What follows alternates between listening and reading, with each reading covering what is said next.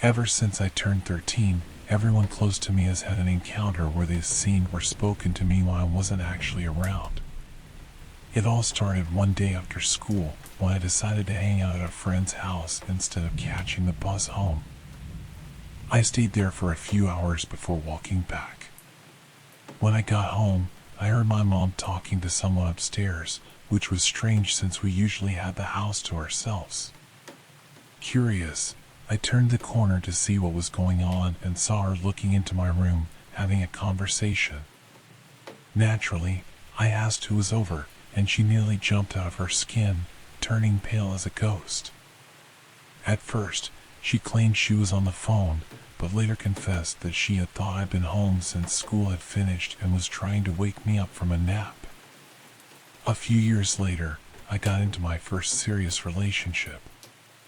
After a few months, I moved into my first apartment with some close friends. One night, while my girlfriend was staying over, I woke up to find her crying.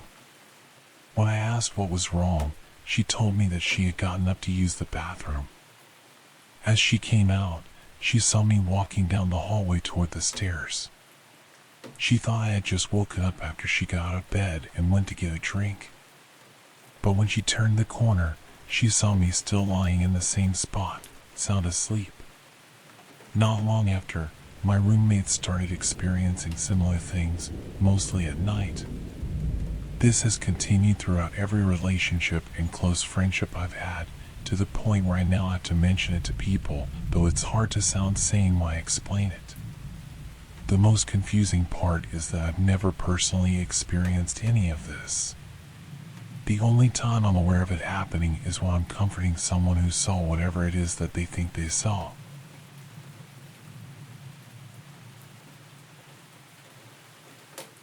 I was 17 when this happened, and I had an early morning shift at a restaurant. Every day, I took the bus to work. On this particular morning, when I got to my bus stop, there was already someone there, which was strange because it was so early. I started walking to my workplace, only to notice that the man had started following me. I began to feel uneasy, and soon enough, I was scared enough to start running. There was something off about him. The whole time, he kept his eyes on the ground, but as soon as he saw me running, he started running too. I quickly made my way to the back doors of the restaurant, glancing back to see him coming in the same direction. When I managed to get the door closed, he was just a couple of meters behind me. I saw him try to open the locked door after me. Panicking, I called out to my coworkers inside, and they told me someone was trying all the windows to get in. We immediately called the cops, and later, they told us they had found the man, who was carrying a tiny saw with him. Sometimes I wonder what would have happened if he had been just a little quicker than me. If you're enjoying the stories so far, consider subscribing. It's free and you can always change your mind later. Now let's move on with the video. About a month ago, I had an experience that has left me feeling terrified and paranoid ever since. It happened in the early hours of the morning. I woke up suddenly with a deep sense of dread and fear. My room was lit by the dark blue glow of my LED lights, and standing near the door was someone who looked like my mom. I quietly called out to her, but as she approached the foot of my bed, I realized something wasn't right. She wasn't acting like herself. Her head began to tilt slowly, and she just stared at me. When I tried to move toward the foot of the bed to push her away, my foot went straight through her. She vanished and reappeared at the side of my bed, getting closer. As quickly as she appeared, she disappeared again. I told my dad about it, but he brushed it off as a nightmare, so I tried to convince myself it was just that. Then, later that day, my friend and I were driving around, and I decided not to mention what had happened. My friend, who I knew to be somewhat of a medium, suddenly looked startled, her eyes widening. She quickly drove out of the area, repeating, "We have to get out of here." She then described exactly what I had seen in my room, down to the details, from the clothes to the height. That night, we went to a Catholic church and prayed, and since then, I've been praying every night. I also haven't been able to keep the lights off since. For a while, things were quiet, but 5 nights ago, I froze in my bed. I was lying on my stomach when I felt a hand press down on my shoulder. I couldn't move, and the same overwhelming sense of dread came over me. 4 nights ago, I was lying on my side when I felt something brush my hair away from my face, but I couldn't move again. 3 nights ago, I was on my side and felt something behind me, pressing against me, leaving me frozen with fear. The last 2 nights have been sleepless, and even last night, I found myself crying to God, begging for protection. So now, I'm reaching out. Does anyone know what this presence might be or how I can protect myself, or even get rid of it?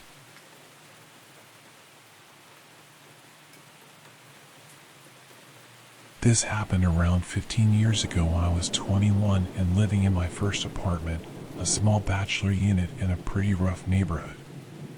Growing up in a tough town, I had learned early on to keep my head down and avoid trouble. The apartment building was situated behind a bar, and many of the bar patrons would stand outside to smoke. From their spot, they could easily see into my apartment. Most of them minded their own business.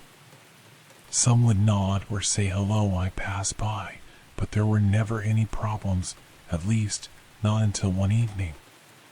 That night, after getting home from work, I passed by the bar as usual. A very tall man was outside smoking. He stared at me as I walked by. Feeling uneasy, I gave him a slight nod, but he didn't respond, just kept staring.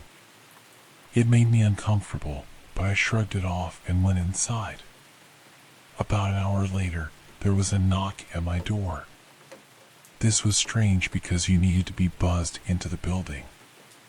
With only 8 units in the complex, I didn't really know my neighbors, so I froze for a moment, unsure of what to do. The knocking continued. Finally, I called out, "Who is it?" but got no response. I asked again, and a voice replied, "It's Tom." I didn't know anyone named Tom, so I shouted back, "I don't know any Tom." "You've got the wrong apartment." But then he said something chilling, "You may not know me, but I know you. Open up so we can talk." I quickly checked through the peephole, and it was the tall man from the bar. Alarmed, I yelled, "Get out of here, or I'm calling the police." I heard him walk away, the building's door open and close, and thought he had left.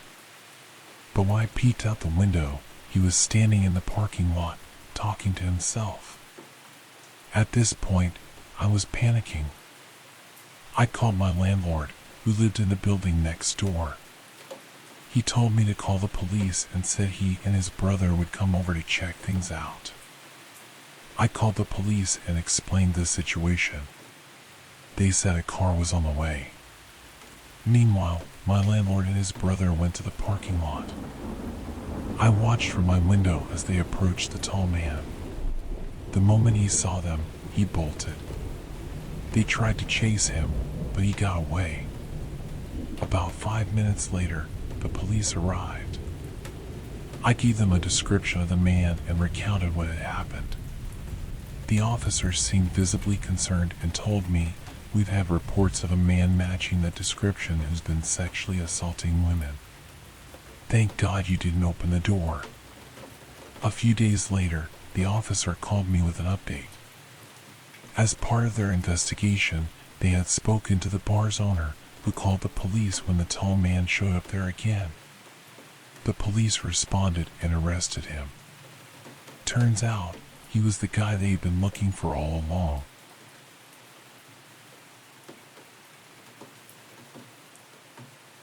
When my little sister was about 3, she suddenly came up with an imaginary friend.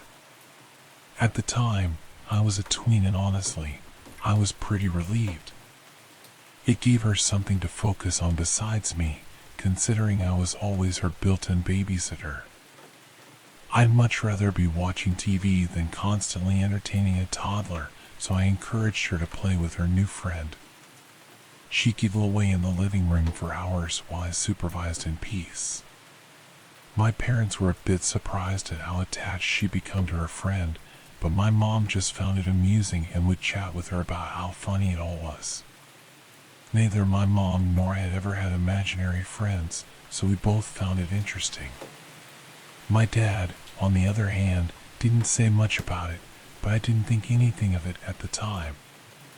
About a month later, we were all in the living room, and my sister was playing again.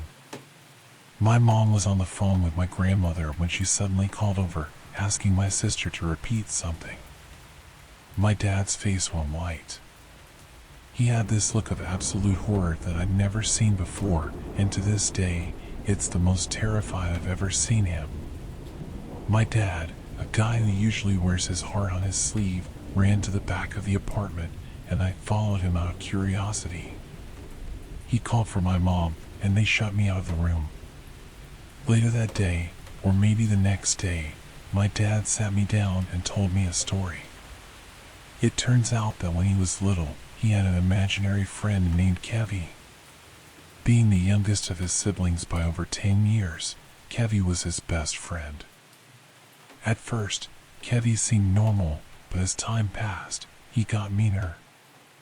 Eventually, he started telling my dad terrible things he should do that scared my dad deeply.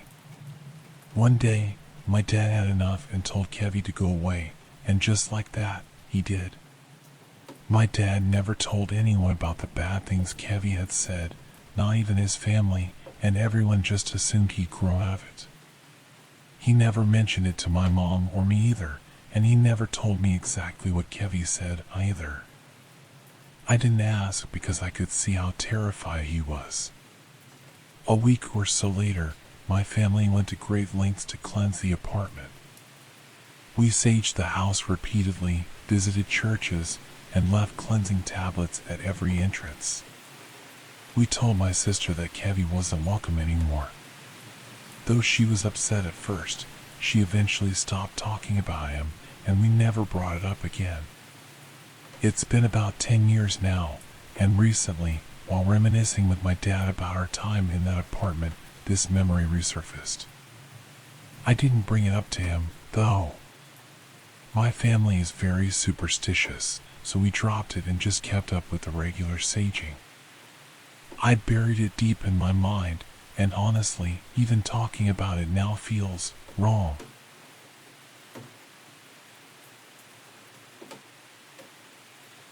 This happened when I was 14, and even though I'm 29 now, this memory still creeps into my head every few years. It puts me in a weird mood whenever it does.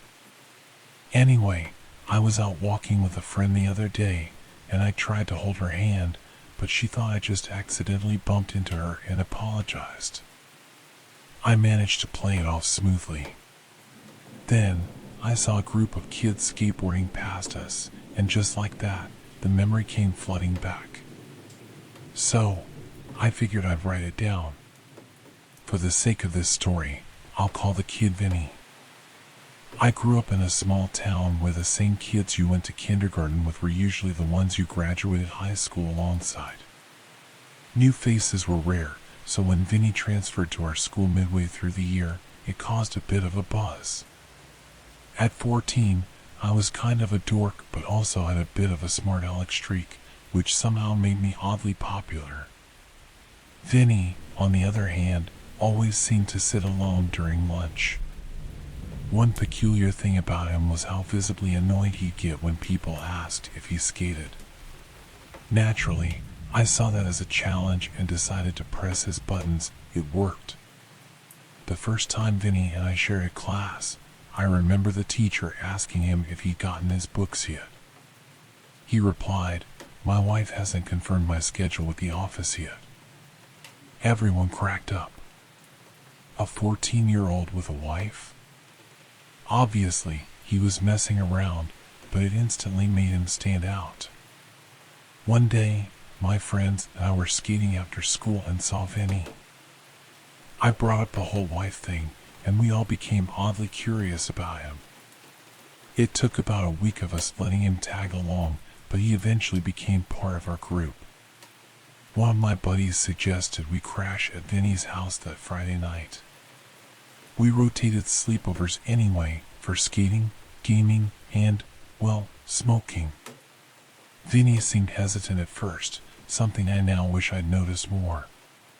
Still, he eventually said yes after asking his parents. Friday rolled around, and we biked to his house with our clothes and skateboards strapped to our bags. His family seemed perfectly normal at first glance. But then things got weird. The first red flag? His dad had an enormous weapons collection.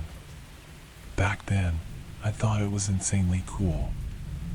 At one point, he even took us out to a field by a canal to shoot some of his assault rifles. I know, wildly inappropriate. But we were 14, and to us, it was just awesome.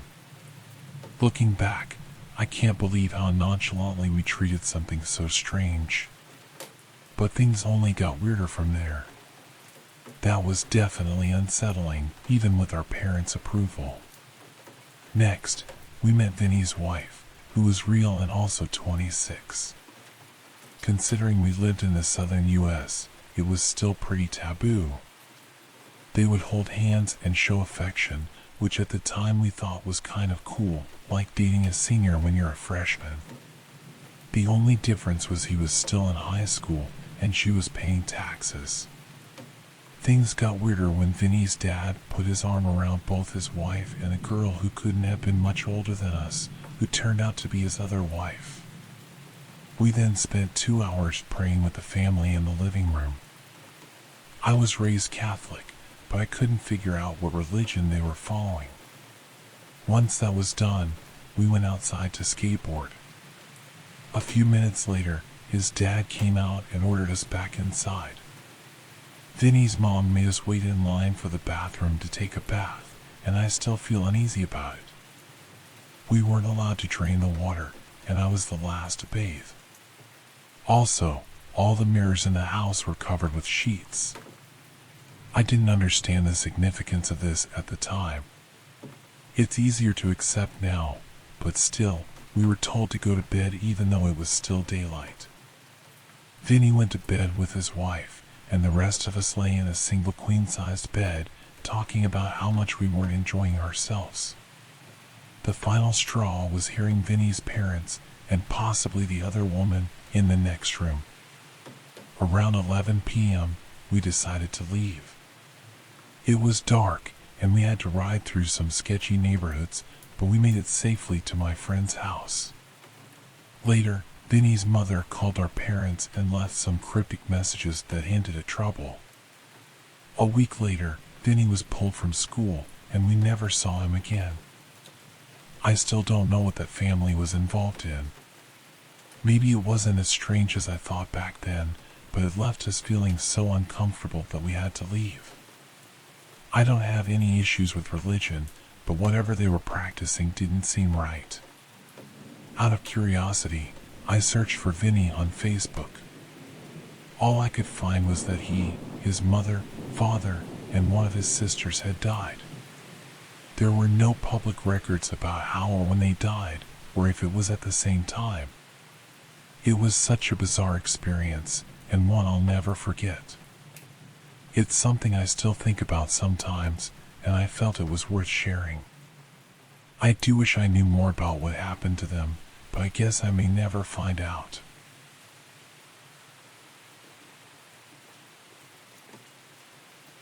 Growing up in the 90s, I spent a lot of time outside playing with the neighborhood kids.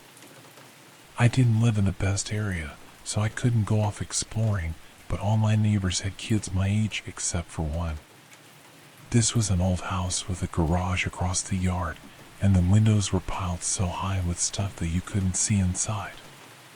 The only things visible were an old Barbie camper and a teddy bear with a missing ear. I knew someone was living there, though, because their ugly red Chevy would leave the driveway around noon and wouldn't return until about 9 p.m. One night, the car came back, and the next day there was a boy standing in the yard, shouting and waving at me. I was in an old dip in my backyard where a tree had been cut down when I first saw him. I remember being confused but excited to meet a new friend around my age. His name was Brandon, and I would always invite him to play outside after school. My mom didn't question my new friend, so she let him play in the backyard with me. I never saw Brandon at school, and he told me that his grandma taught him at home. I didn't really want to play with the other neighborhood kids as much as I wanted to play with him, so the two of us formed our own little group and spent time in that dip in my backyard.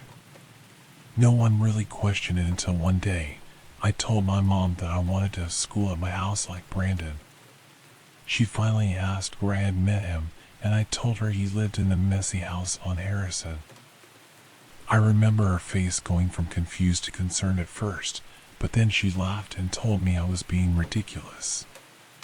Brandon was my imaginary friend because nobody had lived in that house since the 70s. I got mad at her and promised that I'd prove Brandon was real and that he would be outside the next day, but he never showed up. In fact, I waited for him every day for a while, but he never came back. Eventually, we moved across town into an apartment, and I made new friends, forgetting all about Brandon. However, a few years ago, I felt nostalgic and decided to drive through my old neighborhood. Not much had changed in the neighborhood, and seeing it again brought back happy memories until I passed that old house. It was clearly abandoned, but after all these years, the old Barbie camper and the teddy bear with the missing ear were still in the window. I laughed at how I'd once believed my imaginary friend was real, but then I saw my ball. It was an old ball with my name written on it in big black ink, sitting right there in the window. The rainbow colors made it stand out like a sore thumb. I had lost that ball around the same time I first met Brandon. Maybe one of the neighborhood kids had stolen it and hidden it away all these years, and I just happened to notice it now. Maybe Brandon was just a figment of my overactive childhood imagination. Or maybe there was someone, or something, watching me back then, and I was too innocent to see anything beyond just a new friend. Thinking about it does creep me out a bit, but more than anything, I just wish I had some answers. If he was really real, or if he was just another kid playing a prank, or maybe even a lost spirit, it bothers me that I'll never really know for sure. But at least I'll always have the memories, if they're accurate. As unsettling as they are, they still bring me some happiness and stir my curiosity. I do wonder though, if there really was a kid there, or if I was somehow being coaxed into something. Who knows?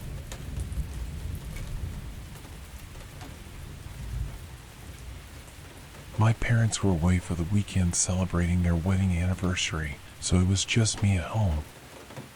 I'm 19, and my sister, who's 17, was at a friend's house, leaving me alone with the dog. Earlier in the day, I'd washed my bed sheets and put them in the dryer. A few hours later, when I checked to see if they were dry, I found out the dryer had broken, which was frustrating. I called my parents to let them know what happened. I then tried to find some sheets to put on my bed until mine were dry, but the only ones I could find were my sister's, which didn't fit. So, I decided to sleep in my parents' bed since it was nice and comfortable. Later that night, I was lying in bed with the dog beside me, and I left my parents' door slightly open in case the dog needed to go out.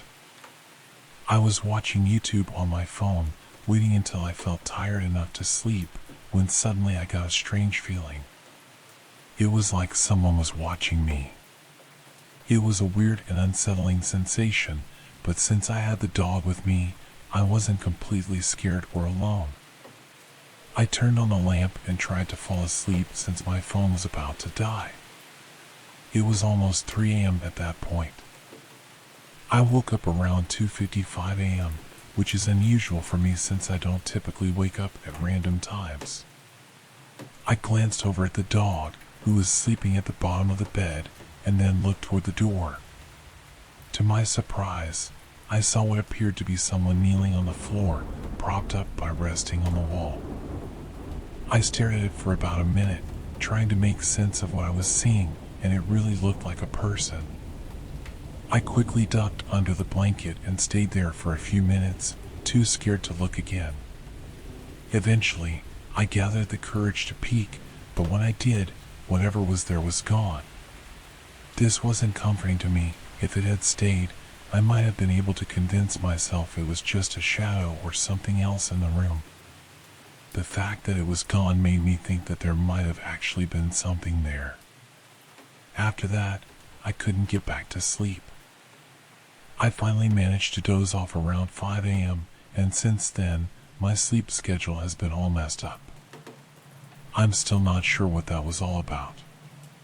There wasn't anything near the door that could have cast a shape like someone kneeling and leaning on the wall. My house isn't particularly old. It was built in the insert year here, and this is the first time anything strange has happened, so I don't think it's haunted. Thankfully, my parents are home now, and nothing unusual has happened since. But I'm curious if anyone has any thoughts on what I should do about this situation.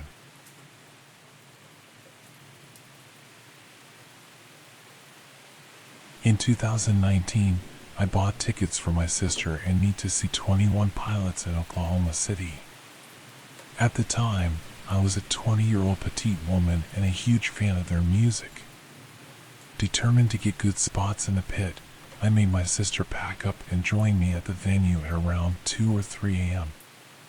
When we arrived, we were greeted by other fans, and the vibe was great. I had parked my car in a lot fairly close to the venue, and everything seemed fine until about 5 or 6 in the morning when the police or venue management, I can't recall which, told everyone that cars parked in that lot needed to be moved within the next hour or they'd be towed.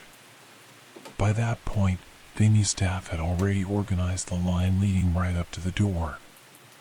Since my sister didn't have her license at the time, and we'd made friends with some of the other fans in line, I felt okay leaving her there while I moved the car. After searching around, I found a Sonic nearby and decided to park there, figuring I could get away with free parking. I then started the mile-long walk back to the venue. On my way back, I came across an alleyway that connected to a nightlife area with bars. It was broad daylight, and taking this shortcut would save me time, so I wasn't overly concerned. Halfway through the alley, I noticed a thin man, likely in his 40s, sitting on the back patio of one of the bars. When he saw me, he made a joke about the pillow I was carrying. My sister had texted earlier, asking me to bring it back so she could nap before the concert. He then asked where I was headed, and, without thinking, I told him I was going to a concert downtown. He followed up by offering me drugs, which I declined, and then asked if he could come with me. I lied, telling him the concert was sold out. During this entire exchange, I kept walking, hoping my lack of interest would discourage him. As I neared the end of the alley, I started to feel uneasy, like I was being followed. When I turned the corner, I quickly jogged, hoping to put some distance between us if the man really was following me. Unfortunately, my instincts were right. I could hear fast footsteps behind me, and when I turned to look, they abruptly stopped. It felt like something out of a movie. He would dart behind something, thinking I hadn't seen him. At that point, panic set in as I scanned for the nearest open door or escape. It was around 5:30 or 6 a.m., so everything I passed was closed. The area was more suburban, with apartment buildings rather than stores. I turned another corner and spotted a man stepping out of his home. Desperately, I hurried up to him and asked for help, explaining that someone was following me and I felt unsafe. By then, the man from the alley had caught up and was only a few feet away. The creep immediately started speaking, trying to discredit me, claiming I was lying and telling the man not to listen to me. The guy I had asked for help looked at me, then at the creep, and, without a word, said, "Sorry, I can't help you," before shutting the door in my face. I've never felt so helpless in my life. I turned to the man following me, pleading with him to leave me alone. Instead, he doubled down, telling me I wasn't going anywhere, wasn't going to the concert, and made several other threatening comments. Out of sheer luck, I spotted a group of people across the street wearing 21 Pilots merch.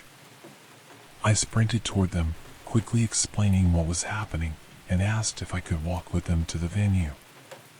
They kindly agreed, and I stayed close to them. Thankfully, the creepy man seemed to lose interest, and I saw him walking slowly back in the opposite direction. I made it back to the venue and immediately broke down when I saw my sister. I thanked the group for their help and called the police to report what happened. When the police arrived, they told me the man was known in the area, did this sort of thing often, and was considered harmless. Their response was disheartening, to say the least. Later, I spoke with the venue's security team, who promised they'd escort me to my car after the concert. However, when the time came, they were nowhere to be found. I was disappointed in how the situation was handled from start to finish, and even now, the memory still haunts me. It terrifies me to think about how easily the situation could have gone differently, how close I came to being harmed or taken. It's something I'll never forget.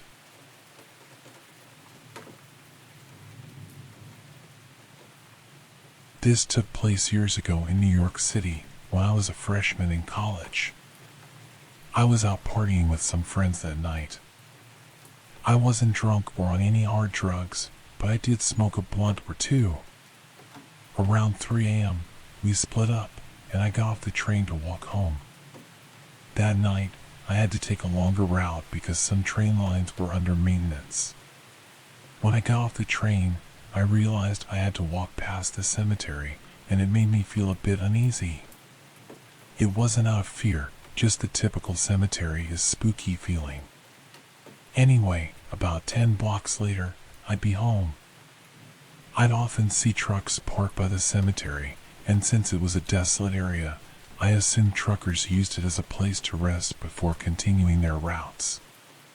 At the time, I didn't think much of it. But a few minutes after getting off the train, I heard the faint sound of a car or truck door closing behind me. I turned around but didn't see anything. I scanned the area quickly and saw no one, neither ahead nor behind me as far as I could see. I kept walking, now picking up the pace. About a minute later, I heard footsteps behind me. I turned around quickly and saw a man walking fast, just a few feet behind me. When he noticed me turn, he started catcalling me, making kissing noises. I was used to these types of catcalls, especially living in New York City. Near my house, there was a group of men standing on the corner every morning, waiting to be picked up for construction work. I'd pass them on my way to the store, and they'd often cackle and harass me. So, for the most part, I just ignored this man and kept walking, though I was definitely walking faster now. A few seconds later, though, he started running to catch up and was at my side, speaking to me in Spanish, which I didn't understand. He grabbed my arm tightly and started pulling me toward him. When I started screaming and fighting him off, he pushed me against the cemetery fence. In that moment, my heart sank as I thought I was about to be assaulted or worse. Seconds later, he had me off my feet by both arms. But then, I noticed his face go completely pale in the moonlight. He looked terrified, staring past me into the cemetery, fixated on something. He let out a blood-curdling scream and let me go. As I fell to the ground and looked up, he was already across the street and disappearing from sight. Choking on tears, shaking uncontrollably, I gathered myself up and ran as fast as I could the last few blocks to my house. I didn't dare look back at the cemetery, and I didn't turn around at all. I didn't stop running until I was safely home. To this day, I still don't know what happened that night, and it's always puzzled me. I never took that train again or walked past that cemetery. Honestly, I never told my parents about it, and only a handful of friends have heard the story over the years, because even now, I can't fully explain what happened. But what I do know for sure is that something probably saved my life that night.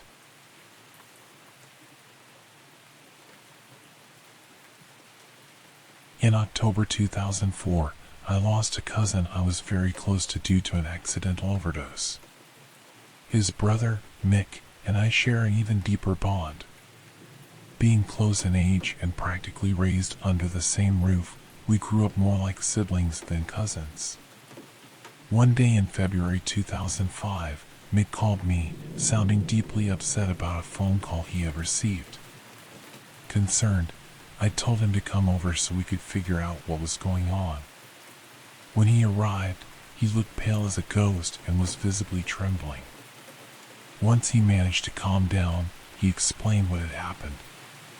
He told me he had been driving when his phone rang, showing a call from his parents' house. Since he was on the road, he didn't answer and let it go to voicemail. Later, he pulled over to return the call without first listening to the voicemail. When his father picked up, both his parents insisted they hadn't called him at all, even though the caller ID clearly showed the call came from their house. After hanging up, Mick decided to check the voicemail. What he heard disturbed him so much that he immediately called me, panicked. When he arrived, he wouldn't say anything about the voicemail. Instead, he queued it up on his phone and held it to my ear for me to hear myself. I'll never forget what I heard. I felt my face go pale, and it felt like the ground might fall away beneath me. The voicemail was unmistakably my late cousin's voice. He had been gone for nearly 4 months at that point, but there he was, saying, "It's me. I'm here, and I need your help." My cousin had a distinct way of speaking, a unique cadence and tone that made his voice instantly recognizable. And yet, the message came from his parents' home phone number, the very place where he had overdosed and lost his life. His voice carried a sense of fear or urgency, though I couldn't pinpoint exactly what it was.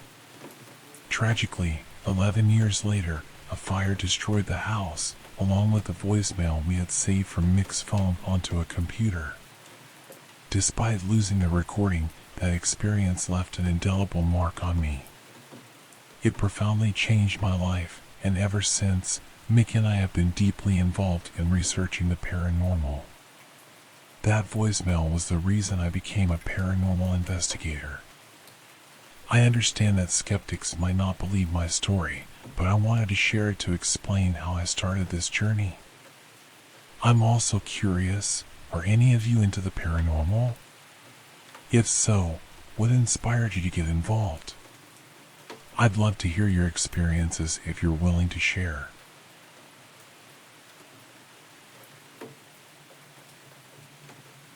This story isn't mine, but it was told to us by a man named Mark, who specializes in removing asbestos. He's been in his trade long enough to have experienced some strange things over the years. One day, he was called to remove asbestos from our kitchen ceiling, and as part of his process, he needed to run a test to determine if the asbestos was hazardous. While waiting for the test results, which took about an hour, my mom made him a cup of tea, and they sat down in the living room to chat. It was during this conversation that Mark shared the following story. It was a typical day for Mark in his trade. He got up, prepared for the day, and headed out to his job. That day, his task was in a loft or attic, so he quickly made his way to the house. When he arrived, he knocked on the door and was greeted by a woman who was the wife of the man living there. Mark introduced himself and explained why he was there, and mentioned that he needed to speak with her husband. The woman then told him that her husband had been missing for about 3 days. She said he had a habit of disappearing unexpectedly for several days at a time without contact. Mark found that odd, but assumed maybe he was having an affair or something along those lines. Despite the strange situation, Mark went ahead and started the job. The woman let him in, and he headed up to the attic with his tools. This is where things took a disturbing turn. Upon entering the attic, Mark was met with the body of the husband hanging from the ceiling. The man hadn't been missing at all. In fact, he had been dead for 3 days, hanging there in the attic. It turned out the man had taken his own life, and the wife's explanation about his disappearances was likely related to his mental state. The thought of living with the knowledge that her husband had been hanging above her head for days is chilling. This story is tragic, and I truly feel for anyone who has experienced such a loss or has been affected by suicide. But I feel it's important to share this story as a reminder to be grateful for those in our lives and to check in on each other, as sometimes people suffer in silence.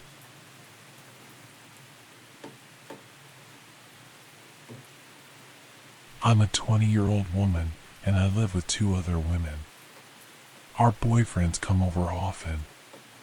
One Halloween, my parents, boyfriend, and I were outside handing out candy to trick-or-treaters when I noticed my neighbor coming outside. When we first moved in, we got to know the neighbors quickly. These 2 lived directly across the street from us. We learned that the husband had an addiction problem and the wife had a medical condition, so she stayed inside a lot. The husband had always been pleasant to talk to, but that day, things took a strange turn. After about 30 minutes of conversation, he suddenly became uncomfortable. He started accusing me and my roommates of throwing garbage in his trash can. He went into detail about how he had it on camera and mentioned finding a pair of underwear in the garbage bag. He even described the person in the footage as short and stout, and I'm 5 feet 10 inches, so I felt odd hearing that. He continued, saying his wife was mad at him because of the trash incident, but that he wasn't angry and didn't want to get us in trouble. Eventually, after about 15 minutes of this, his wife sent him a picture of my Facebook profile and told him that my name was on the papers in the garbage. At that point, my parents went inside, leaving my boyfriend and I alone with him.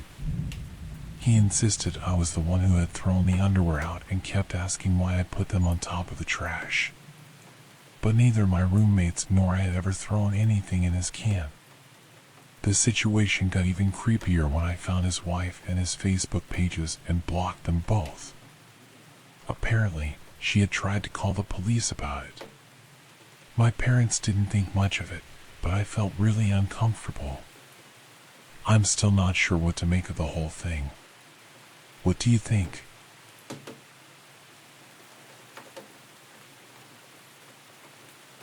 For the first 18 years of my life, I thought that the idea of aliens was just a bizarre conspiracy dreamed up by people with mental health issues and possibly substance abuse problems. But then, in the summer of 2001, I had an experience that made me question everything I thought I knew about the phenomenon. My 2 friends and I decided to head up to the Canadian border. Our plan was to go to Montreal for some gambling, hookers, and cocaine, but they were still too young, under 18, so instead, we ended up spending a few nights in a border town. One evening, we were sitting on the porch of the house we were staying in, completely sober. It was barely even midnight, and I was just gazing at the stars. We were chatting about girls and our plans for the future. I started focusing on this one star or meteor because it didn't seem to follow the normal rules of physics, nothing like the shooting stars or planets I was used to. Then, I felt this strange compulsion, a feeling I had never experienced before. Without thinking, I stood up, jumped over the railing, and started running toward the train tracks. I remember running with a sense of purpose, but still wondering to myself, why am I doing this? I think I heard my friends shouting after me, but their voices didn't stop me or slow me down. I kept climbing the rocky hill, my hands skimming over the stones. I reached the middle of the tracks and stared up at that star. After a while, my two friends caught up with me, breathing heavily. They asked what I was doing, but I didn't have an answer. I was still just staring. Honestly, I don't even think I turned my head to look at them. I was completely fixated on whatever this thing was. I don't want to say that I was paralyzed, but I was certainly mesmerized, almost as if I couldn't look away. I remember raising my hand to point at the star, but before my finger could even fully align with it, the craft was suddenly above us. What was strange was how it didn't appear to zip across the sky like a shooting star or meteor-type object, nor did it teleport. It just moved from point A to point B so quickly, and it ended up about 20 to 30 feet above us. There were no windows or lights on it. It was a solid, quicksilver-colored disc with a surface that seemed to shift. It didn't disrupt the air like a helicopter would, nor did it stir up dust from the crushed rocks or cause nearby trees to shake. It just went from being far away to suddenly being very close, with no noticeable sound or movement that I could detect. I was taken aback by how there was no gust of wind or screech of brakes to slow it down. One of my friends started shaking his head, walking away with his arms stiff at his sides, his head turned forward as he muttered, "This is not real. I am dreaming. This can't be real," my friend muttered as he walked back to the house, not saying another word about it. The other friend and I remained standing there, and what felt like 5 seconds stretched into what seemed like 5 minutes. I remember saying something like, "I want to believe it's not real, but I mean, it's right there." We both exchanged basic statements of disbelief, speaking very calmly and logically, but in hindsight, I think we were both in some form of shock. The craft didn't seem to do anything.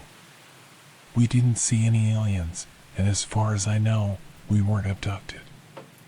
Thankfully, we weren't under the influence of any drugs. Had we been tripping, I think I would have lost my mind entirely. But still, the whole encounter sits with me in a strange way. It was an uneventful experience in many ways. Nothing really happened, but we saw a ship that didn't belong on this planet. How could it? We don't even have drones like that today, and it's been over 22 years since. The ship had some kind of interest in us, or it wouldn't have come so close, but it did nothing beyond leaving. No tractor beams, no blinding lights, no radiation burns, no missing organs, nothing. Maybe I had expected that seeing something like that so close would lead to aliens answering the big questions or some major revelation about the universe, but instead, it just left. It still feels really strange to me, even all these years later, somewhere between being completely awestruck and feeling unsatisfied. I consider myself lucky and blessed to have witnessed something like that, but there was no sign of little green men, no military response, no F-15s zooming across the sky or anything like that. It just seemed to stop by, say hi, and then vanish. It's such a bizarre experience that I still don't really know how to process it. There's no way to tie it all up into a neat little package, you know? It's just strange.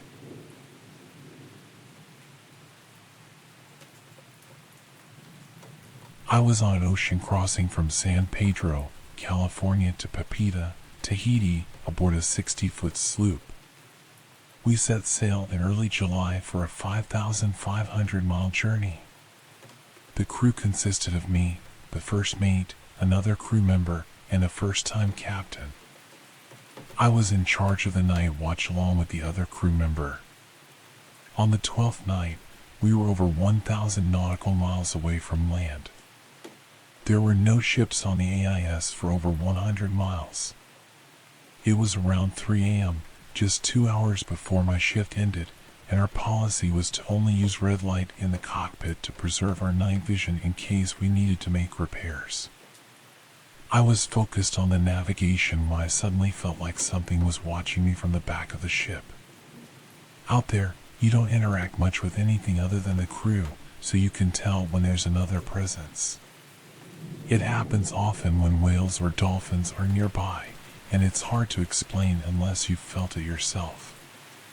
Anyway, the ship had a swim step on the stern and a 2-foot-tall transom before the actual cockpit.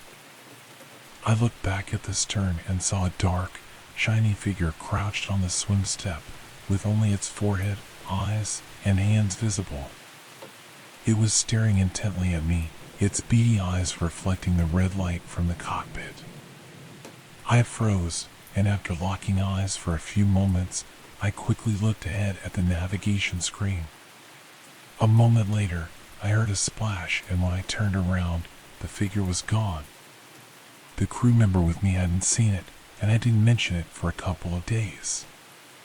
Then, at dinner one evening, the captain shared that he'd seen something in the early hours of the morning, a dark, slender figure treading water next to the ship, lazily bobbing there while keeping its eyes on him. I told him about what I'd seen, and we couldn't come up with an explanation. Nothing else happened for the rest of the trip, but we all had the distinct feeling that we were being watched when we were alone on deck.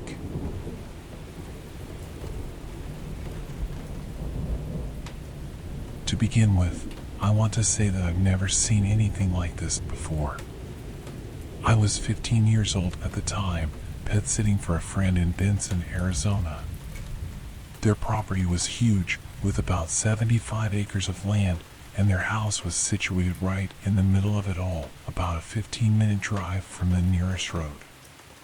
It was around 10 p.m. when things took a turn. My friend had 8 dogs, all large watchdogs that usually stayed outside, as they were tough and had defended themselves in the past.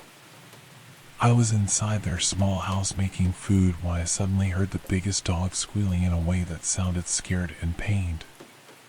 The noise was so out of character that I immediately went outside to check on them, thinking maybe the dog had hurt itself or gotten into a fight. But when I got outside, I saw something that stopped me in my tracks. A creature, about 5 to 6 feet tall, pale, and incredibly skinny, was hunched over the dog, seemingly sucking on its head. I was so stunned that I could barely speak, but I quickly snapped out of it. I started yelling at the creature to get away, and as I did, the dog yelped louder. I rushed to the dog, thinking it might be a chupacabra, and worried it would kill the dog if I didn't act fast. Just before I got too close, the creature stood up on 2 legs and ran off at an unbelievable speed. I froze for a moment, still processing what I had just seen, but I stayed on high alert the rest of the night. I didn't let the dogs outside, nor did I want to go out there myself. When my friends returned, I told them everything that happened, and it was clear they were just as freaked out as I was. That made it even worse for me, and I ended up leaving the desert without looking back. To this day, I still don't know what it was, but I can't help but feel it was something demonic.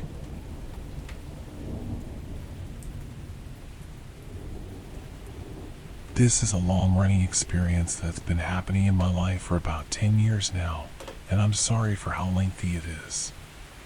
But I wanted to share it, especially since it's something that's left me questioning things. I've become a believer in the paranormal over time, but I also try to stay open to the idea that sleep deprivation or stress could be behind it. Still, given the repeated encounters and the fact that I was fully awake each time, I can't help but wonder. I'm 30 now, and my first experience took place in 2012 when I was a freshman in college. I was on academic probation over a long weekend, and the rest of my roommates were gone. So, I was stuck in my dorm alone for the weekend. One evening, after finishing up some homework and scrolling through my phone aimlessly, I suddenly became incredibly tired and fell asleep in my bed with the lights still on. About 20 minutes later, I woke up with the distinct feeling that I wasn't alone anymore. I jolted awake and looked down at the middle of the room below me. To my shock, I saw a humanoid figure curled up in the fetal position. I initially thought I was dreaming, so I kept blinking and rubbing my eyes, trying to wake up. But then, I realized that I wasn't dreaming at all. After about 30 seconds, it seemed to realize that I was staring at it, and it slowly stood up. I was frozen in complete shock, unable to move. It looked like a person, but with no face, no hair, just a human-like figure with an opaque, featureless appearance. I couldn't even tell if it was male or female.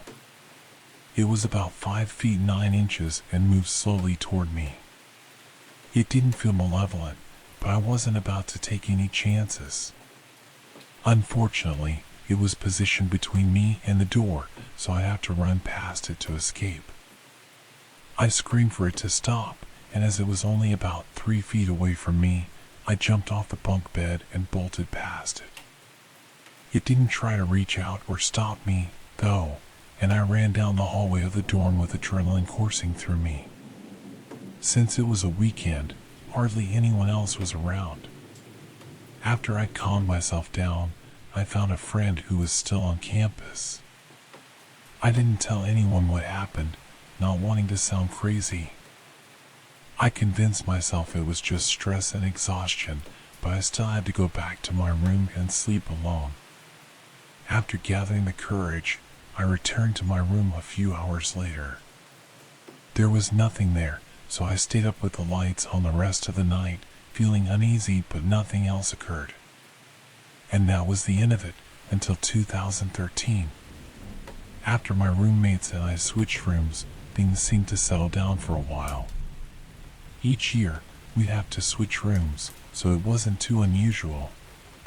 But then, one late fall night, everything changed again. It was a school night, and all 3 of us were in bed, just beginning to fall asleep. That's when the familiar unease hit me once more. This time, I rolled over and was startled to find the same humanoid figure standing near the head of my bed, reaching up toward me. I panicked, waking up my roommates in a frenzy. They quickly turned on the light, and as soon as they did, the figure vanished. Naturally, my roommates were frustrated with me and told me to go back to sleep, dismissing it as just my imagination. This wasn't the first time, and it wasn't the last, either. That same experience happened 2 more times over the course of my college years, with the final occurrence being in my senior year. Once again, I woke up feeling uneasy. I had accidentally left my closet door open, and as I glanced over at it, I saw the figure standing in the closet, staring at me. I told myself it was just my mind playing tricks on me, but as I continued to fixate on it, the figure stepped out of the closet and began to approach me. I screamed, telling it not to come any closer, or else, and then, just like all the other times, it vanished into nothingness. By this point, I had graduated and joined the military, figuring the stressful college years and the strange experiences would finally be behind me. I thought that moving away from that environment, especially to Florida for my first duty station, would help me leave all of that behind. I was engaged to my now wife and had 2 dogs, and for a while, it seemed like I was free of it. But the shadow people followed me. No matter where I moved, whether it was an apartment or house, the encounters continued. It would always start with my dogs growling at the bedroom doors, and then full manifestations would occur. My wife would wake me up, hearing me shout at something in the darkness, demanding it to leave me and my family alone. She would be completely freaked out because, as usual, she couldn't see anything. Every time, the figure would get closer, but as soon as I confronted it, it would disappear. The terror never truly stopped, and it felt like no matter what I did, I couldn't escape it. The encounters with these shadow figures escalated over time, each one leaving me more unsettled than the last. Every time, they would get closer, but never actually reach me. What was strange was the sense that each shadow person wasn't the same, but there was a growing feeling of malevolence with each appearance. It felt as though they were drawn to me in some way, almost like they had a purpose for being there. These incidents continue over the course of 2017 to 2019 and eventually led to the most terrifying encounter I had in 2020. At the time, my wife was pregnant with our son, and I was just a month away from deployment in the middle of my pre-deployment training. This last encounter was unlike any I had experienced before, and I still consider it the most terrifying thing I've ever witnessed. I was asleep in bed with my wife, having only been asleep for about an hour, when I suddenly woke up feeling as though I couldn't breathe. It felt like two hands were wrapped around my neck, and there was an immense weight pressing down on my chest. As I struggled for air, I looked up and saw the shadow person hovering above me, and I immediately sensed that it was trying to suffocate me. At first, I didn't register it as a shadow person at all. I thought someone had broken into the house. I wrestled with it as best as I could, and for the first time, I could feel it, like I could actually touch it. But once I seemed to get the upper hand, the figure sprang to the floor and crawled under the bed. My wife had already woken up, having heard me thrashing around. In my panic, I told her to run, to get out of the house and call the cops. But she refused, telling me it was all just a bad dream. I looked under the bed, but of course, there was nothing there. I was utterly terrified, and on top of that, embarrassed.